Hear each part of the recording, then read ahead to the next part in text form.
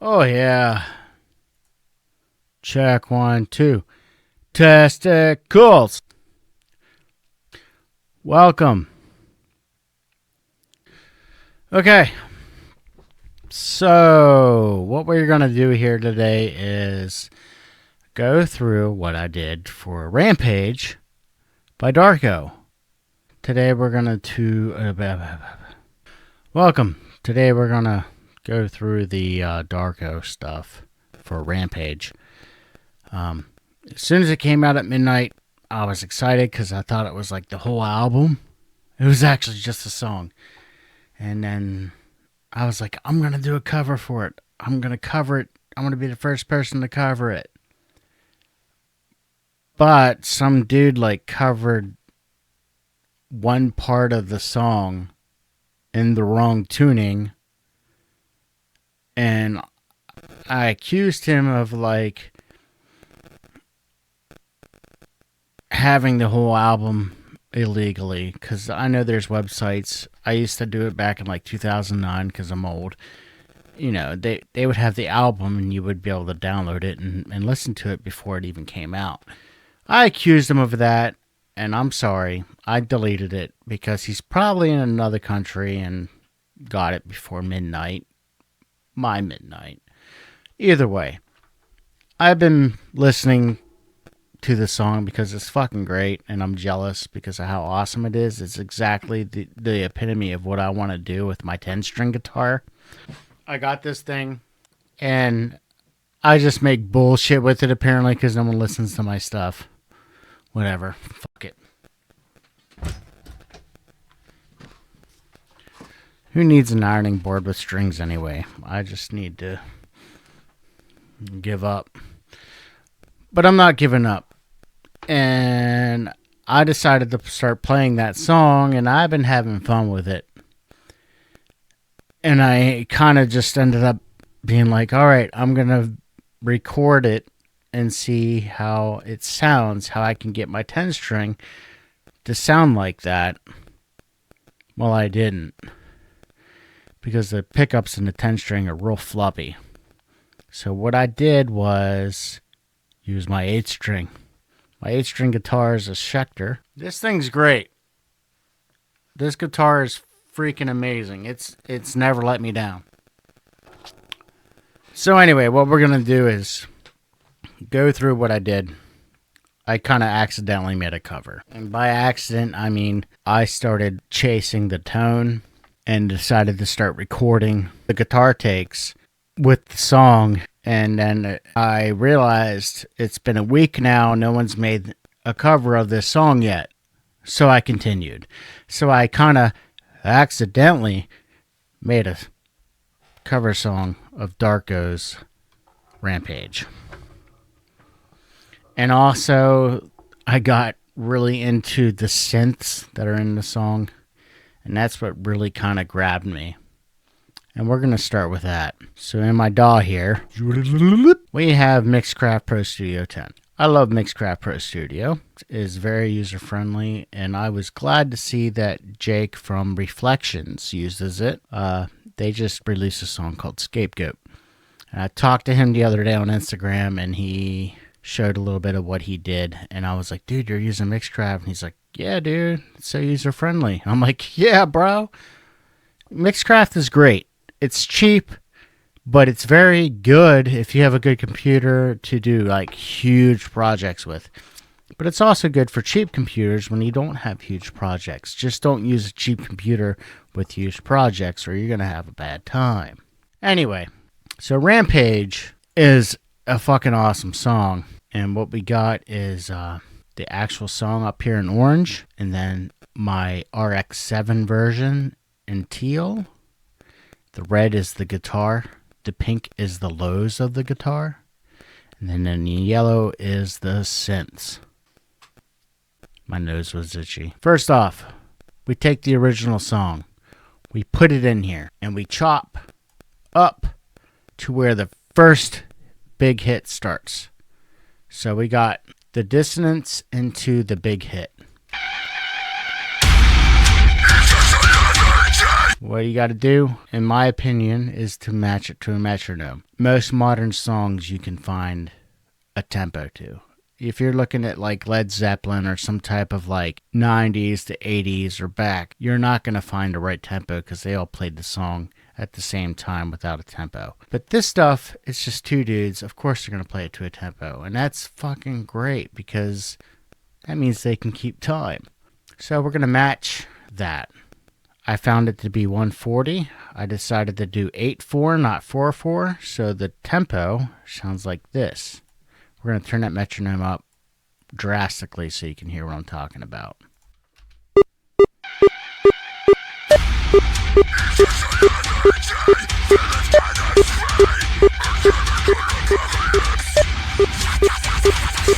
And the thing is it could go off later on, so you want to make sure it's the same tempo at the end as well.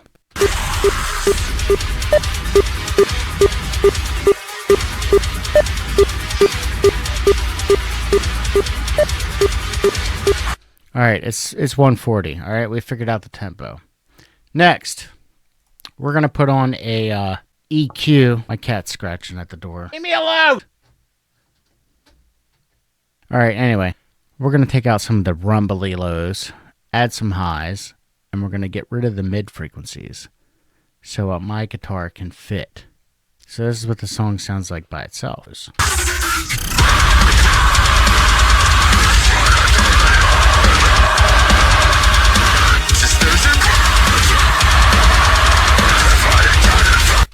Alright, so now that's done.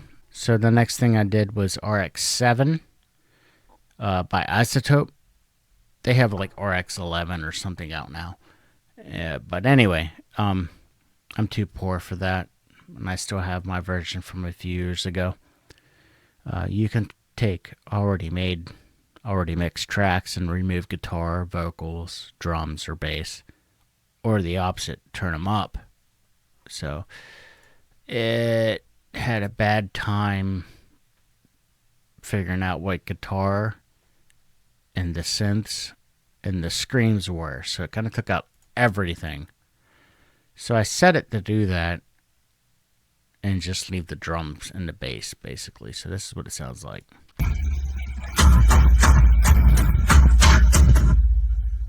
It's the boy who cried wolf, yo. He doesn't say yo. I don't know why I said that. So what I did was we had the song here in RX-7. And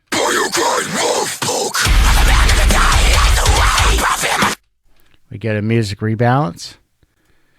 And if I turn the voice down, it turns the vocals down. If I turn the bass down, it turns the bass down. You get the gist. Other is guitars and synths.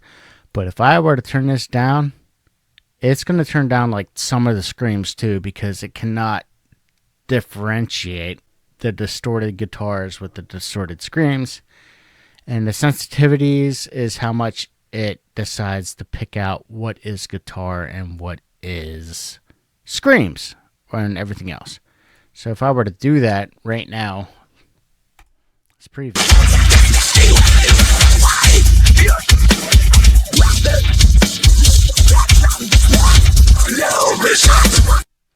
As you can see, it didn't do a good job. It takes out some of the screams. And no matter how I adjusted this, it just turned out to be trash. So what I did was just keep the bass and the drums, and we got this.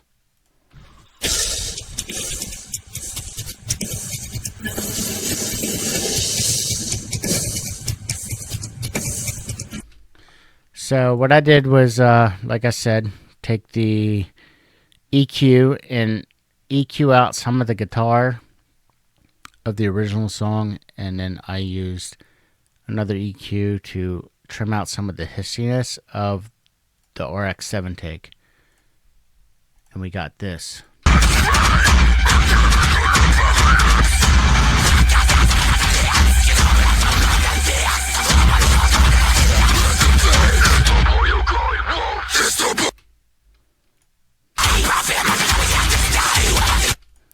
So by itself, without EQ, with EQ, Oh yeah, I also gotta tell you that I inverted the phase on the left side so it didn't sound wishy-washy. Because if I just leave that by itself,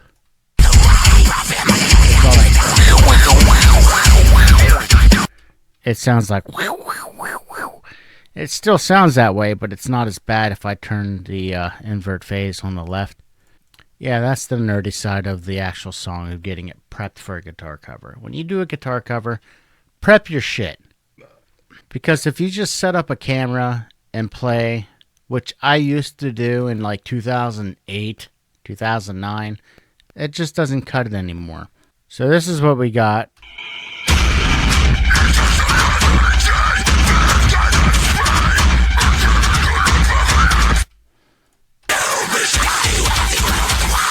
I wanted to keep the vocals in there so people know what the hell's going on. If I were to just keep it by the RX-7 one, it's not going to sound that good. So I used the original to keep the vocals in there. But you can still hear some of the guitar, but it's okay. And part 2, we're going to go into the synths. When I accidentally started making this cover, I was trying to figure out what the hell he was doing with the synths. I am talking about this part, like the choruses and some of the verses. So the chorus part is what got me. He has some strings, like vintage strings in the background. That's just amazing with the chugs of the low G sharp guitar. And when I say low G sharp, I'm talking double drop G sharp. I'm talking like your standard E guitar, taking it to drop D, which is just turning it a little bit so you can play with one finger on your guitar for you old people. And then taking it the whole way down to G and then down again. So we're talking like double drop G sharp. You can't do that on the 6 string unless you have a pedal for that, and it's still going to sound like garbage. Just get yourself a 9 string guitar or a 10 string guitar and you're golden. So you can play spaghetti noodles with distortion. Anyway, this is what we're talking about. We're talking about the strings. The strings.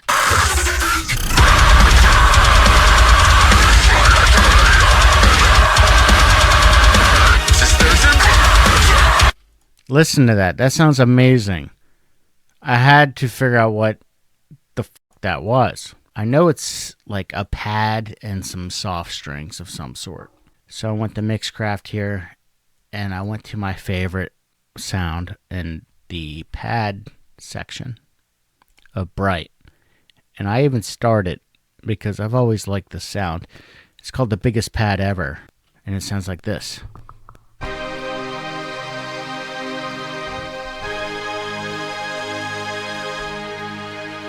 I'm playing it on my keyboard.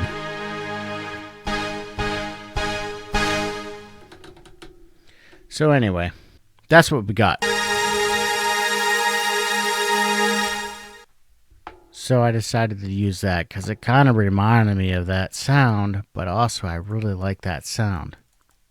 So in the biggest pad ever, the song's in drop G sharp. Some people think it's still double drop A, but they're plebs. We got A sharp 5 with a G sharp 4. And we're going to add G sharp 5 and F sharp 5 after that. That's probably not what is actually played, but that sounds close enough.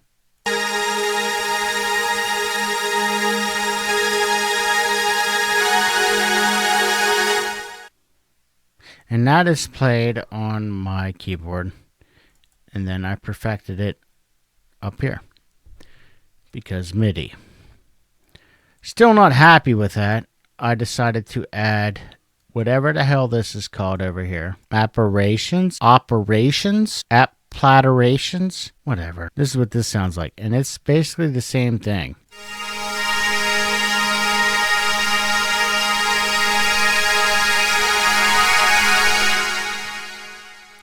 And together, this is what it sounds like.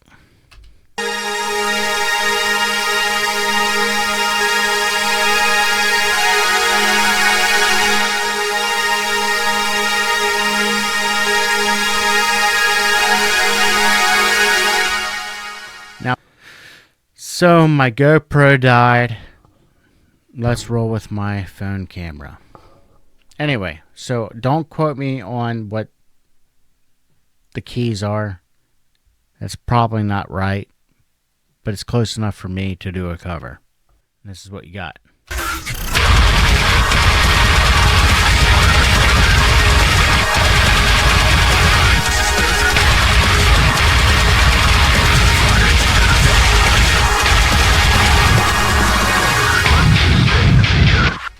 So the next synth part is something that I didn't even plan until I got heavy into making this part. And I was like, you know what? How can I do a cover with just these parts, which is the synth string parts? I was like, well, I might as well make the other part too. And I didn't think I could do it. And that is the busy arpeggiated synths and the original. It's like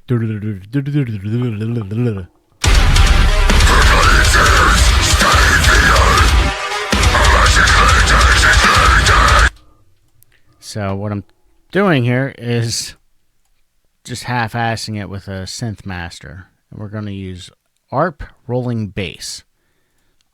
And we're also going to use ARP DL machine hats KS. Whatever the hell that means. So just the ARP itself, if I play on my piano, it sounds like this.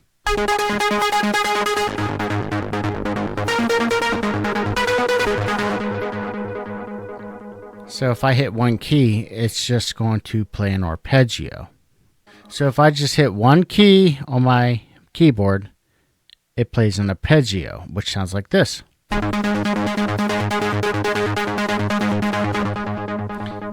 And you can see that in action, kind of, with the arpeggiator here. I don't know how any of this really works. I just stick with it till it sounds right, or I pick a preset.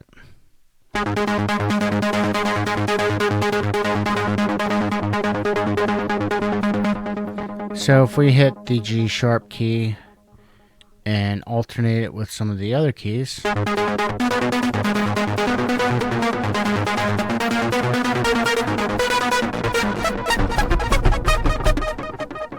you get it.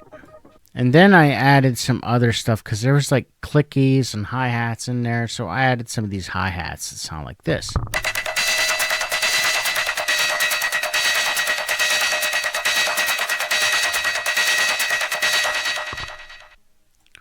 And together it sounds like this.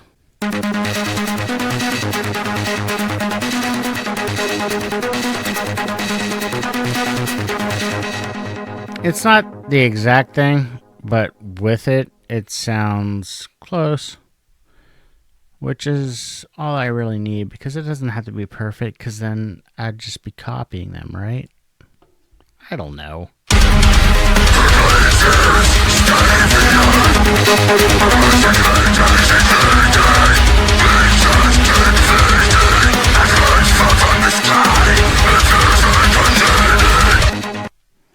So yeah, there's that. That's the synths. That's all the synths. Now let's get into the meaty stuff. The guitars. So, if any of you made it this far, you'll know the secret. I played it on my 8 string, not my 10 string. The video is a lie, as basically 98% of all YouTube videos. They're all lies. Everybody just pretends to play to whatever they recorded. And obviously, this is a 2-man band. He samples stuff, he records stuff, and then chops it all up to hell and makes it sound fucking great, which is awesome. So that's what I did. I chopped a few guitar parts up here, and then down here is the lows of the guitar, which we'll get into later. So we're going to change this to guitar 1, because I didn't do two guitars. I ran a ozone imager on it to make it sound like two, kind of. So like,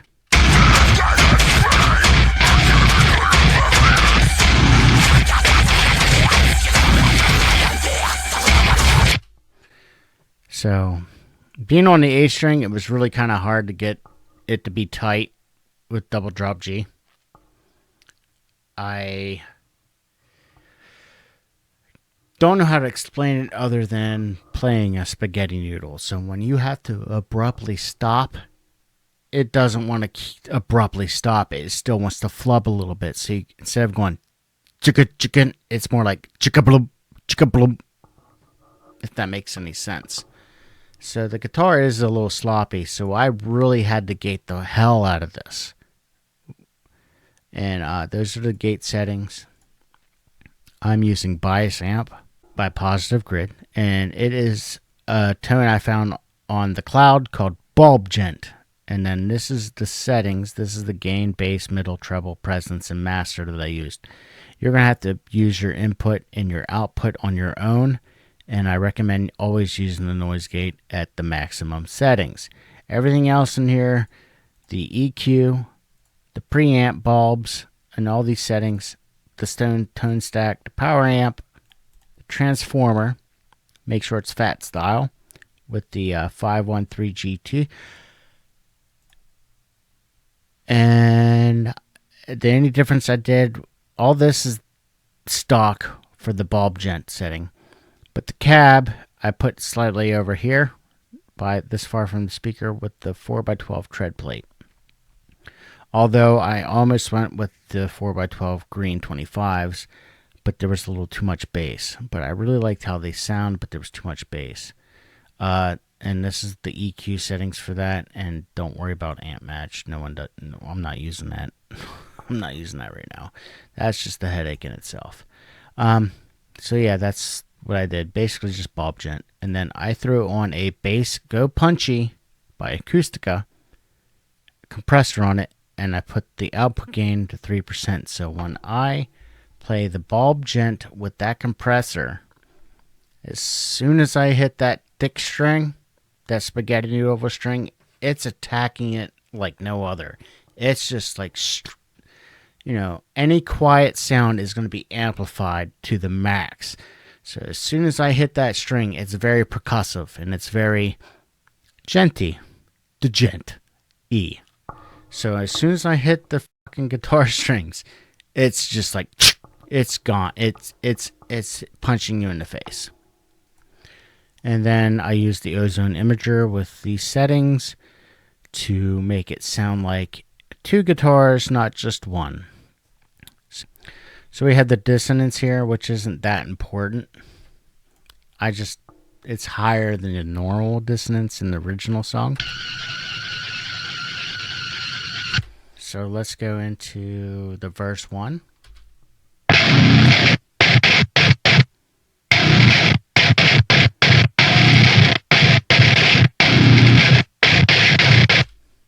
That's what that sounds like. It sounds like a floppy fart.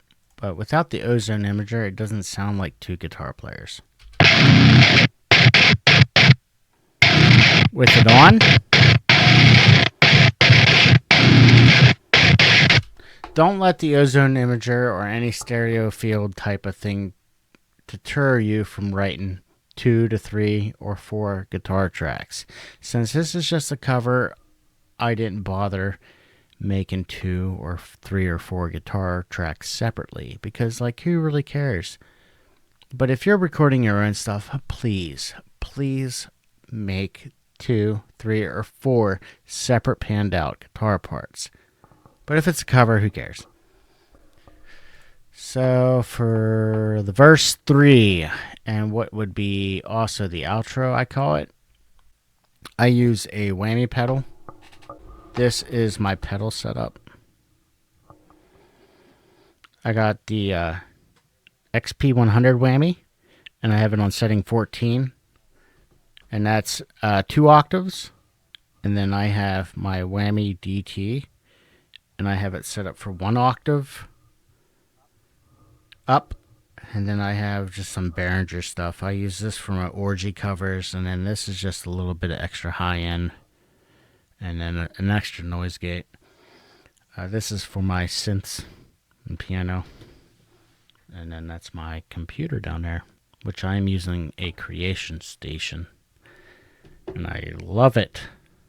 Anyway, let me show you how the whammies work.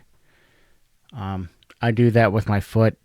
I don't do it with programming because I can't figure it out, and eventually I'll do it. So verse 3 sounds like this.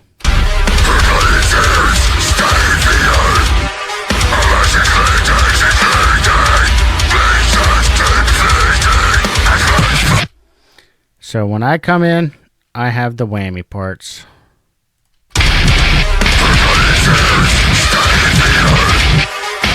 And like I said, it sounds like a spaghetti and feels like a spaghetti noodle. So it's really hard to get it as tight as I can. And I chopped some of it up in here, but it still didn't do justice. And right here is just a copy of right here of the whammy hits. And I did do that in one take at first. And I didn't like it. It didn't sound as good as the recording. So what I did was just do the chugs here. And then I did the whammy hits. So I could really control them on my own. And then I used my hand to do the sliding part, which was so much fun. And the noise gate is taken off there. So I can really... right here. So this controls how much the noise gate affects here. This line, it turns down and is completely off right here. So I can do this.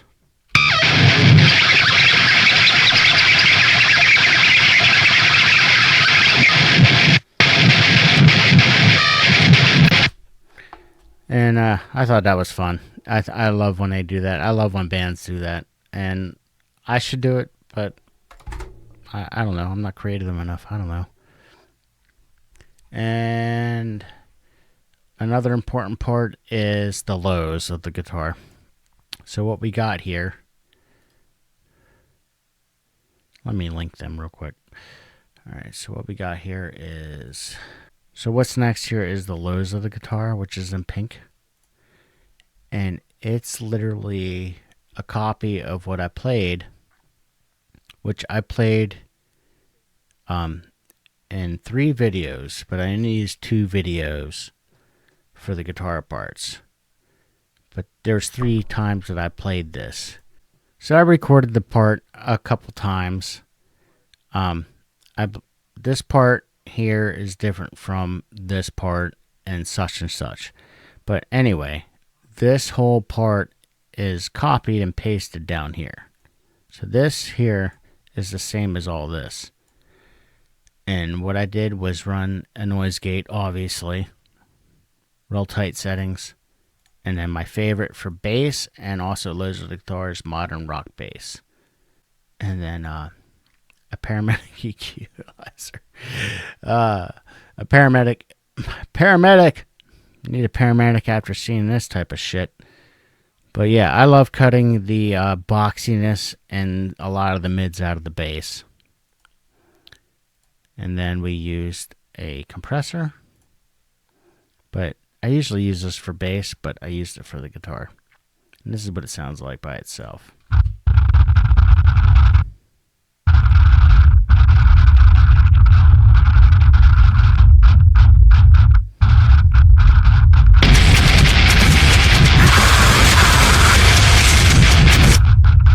Then we turn on the gate.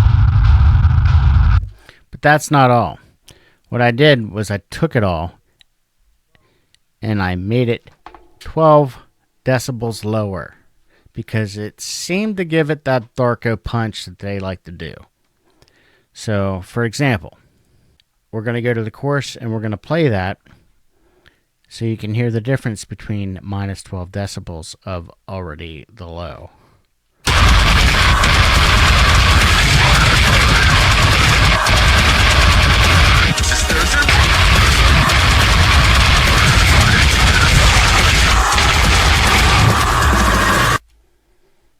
If you didn't hear that, this is what it sounds like.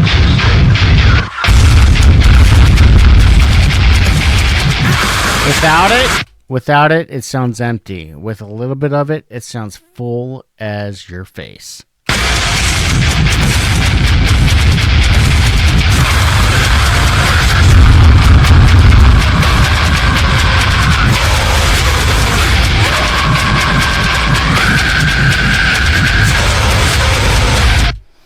And I went through and I cut out all the bare parts, most of them, because I missed that part. Because the noise gate doesn't do justice in this low of a thing. It like still leaves a little bit of bass frequencies. I wanted to cut out a little early before the actual pause, so the bass and the subs can actually like have time to pause, because bass and subs usually have like a millisecond or so delay. Like if you ever listen to techno or really fast metal in a car with subs, it always seems like it's off time. So what I like to do is cut all the stuff early so it doesn't lag. And that's pretty much it.